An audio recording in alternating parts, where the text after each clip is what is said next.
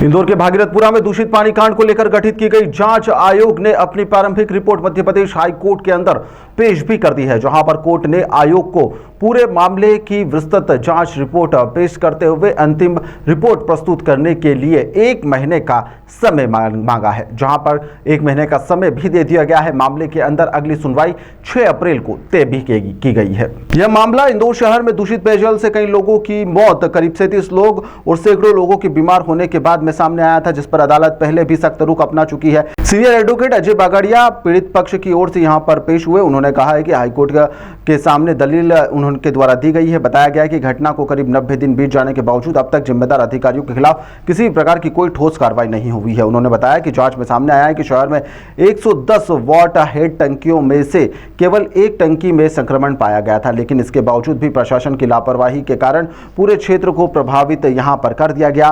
और बागड़िया ने यह भी कहा कि इतनी गंभीर घटना होने के बावजूद भी जिम्मेदारी अभी तक तय नहीं की गई है, जो कि चिंताजनक भी है। और पीड़ितों को न्याय दिलाने के लिए दोषियों पर कार्रवाई जरूरी है और अदालत से मांग की जा रही है कि मामले में निष्पक्ष जांच करते हुए दोषी अधिकारी और संबंधित एजेंसियों के खिलाफ यहां पर सख्त कार्रवाई भी की जाए। देखिए, नगर निगम ने सील लिफाफे में रिपोर्ट प्रस्तुत करी माननीय न्यायालय के समक्ष, जिसको कि माननीय न्यायालय ने आदेशित किया है कि ईआरपी पर लोड कर दी जाए, इन्हें वो रिपोर्ट जो है वो सबके समक्ष दे जाए और पारदर्शिता रखी जाए। दूसरा, माननीय न्यायालय ने उसको पूछा, रिपोर्ट में एक ऑब्जर्वेशन ये था कि जहाँ जो सिंगल जज की जो कमीशन थी, उस कमीशन के समक्ष नगर निगम ने पूरा रिकॉर्ड नहीं रखा था किसी कारण से, तो माननीय न्यायालय ने आदेश करा कि आप पूरा रिकॉर्ड उनके सामने प्रस्तुत करें।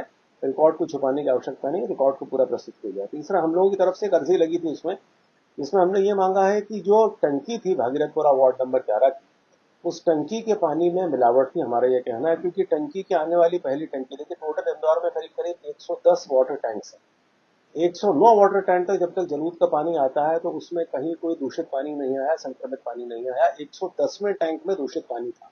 अब प्रश्न करिए कि दूषित पानी उस टैंक से जाकर के घरों में गया तो या टैंक के और घरों के बीच की जो लाइन है, उस लाइन में कहीं संक्रमण हुआ हो या लाइन में कहीं कंटामिनेशन हुआ हो, इसका प्रमाण कुछ नहीं है। क्योंकि ये चीज आती है कि जिन लोगों ने डायरेक्ट टैंक से पानी भरा था, यानी पाइपलाइन के माध्यम से नहीं, वो लोग भी संक्रमित हुए हैं, वो लोग भी दूषित पानी से, विषैले पानी से प्रभावित हुए हैं। तो इस तरीके की जब परिस्थिति आती है तो ये जानना जरूरी है कि दूषित पानी जिस टंकी में मौजूद था, उसका पानी का प्रदूषीकरण किस प्रकार से हुआ है। इसके लिए हमने कहा है कि नगर निगम के 3 कर्मचारी और रामकी ब्रदर्स के 2 कर्मचारी उस ओवरहेड वाटर टैंक के इंचार्ज थे। 5 व्यक्तियों से इंटरोगेशन करा जाए, 5 व्यक्तियों को बुलाया जाए, क्योंकि हमने बड़े स्पेसिफिक टर्म्स में एक स्पष्ट शब्दों में उल्लेख करा है कि हमें लगता है कि पोटेशियम क्लोराइड की मात्रा उस पानी में आवश्यकता से अधिक बढ़ाएगी, जिसने कि पानी को विषैलीकरण करने का काम करा, जिससे कि लोग प्रभावित हुए। अगर ये है तो वो 5 व्यक्ति जो उस समय टैंक के इंचार्ज थे, 2 राम की इंडस्ट्रीज के और 3 नगर निगम के इंचार्ज हैं, जिम्मेदार है उसके, और उनके खिलाफ गैर इरादतन हत्या का मामला होना चाहिए। इस पर माननीय न्यायालय ने कहा कि आपकी अर्जी को हम ग्राह्य करते हैं और इस पर सुनवाई के लिए 6 अप्रैल को फिक्स करी है। क्योंकि नगर निगम ने स्पष्ट शब्दों में कहीं इस बात को डिनाई नहीं करा है कि ये जो ओवरहेड टैंक है, इसमें 5 व्यक्ति हैं, उन्होंने इसको डिनाई नहीं करा। इस ओवरहेड टैंक में डायरेक्ट नल लगे हुए, इस बात को डिनाई नहीं करा, सिर्फ इस बात को डिनाई करा कि हमारे सोर्स गलत है।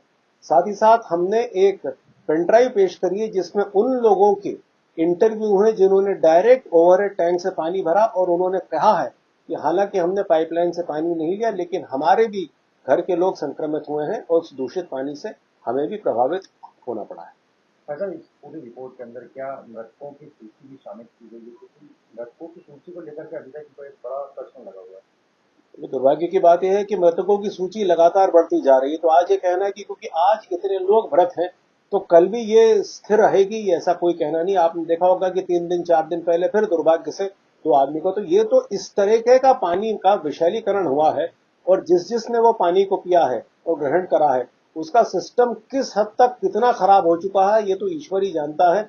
और दूसरी दुर्भाग्य की बात यह है कि जब उसकी बात आती है इसकी कॉलिक की, तो उसमें भी रिपोर्ट क्लियर नहीं है। पीएम रिपोर्ट में भी उन्होंने क्लियर कहने से इनकार करा है कि साहब कॉज ऑफ डेथ क्या है। इस तरह की कि अगर ना मृतक की सूची स्पष्ट की गई है, ना उसके बाद ये सूची इसमें स्पष्ट पीएम रिपोर्ट में स्पष्ट करा गया है कि मौत का कारण क्या है, तो आखिर क्या है जो नगर निगम माननीय न्यायालय के समक्ष छुपाना चाहता है।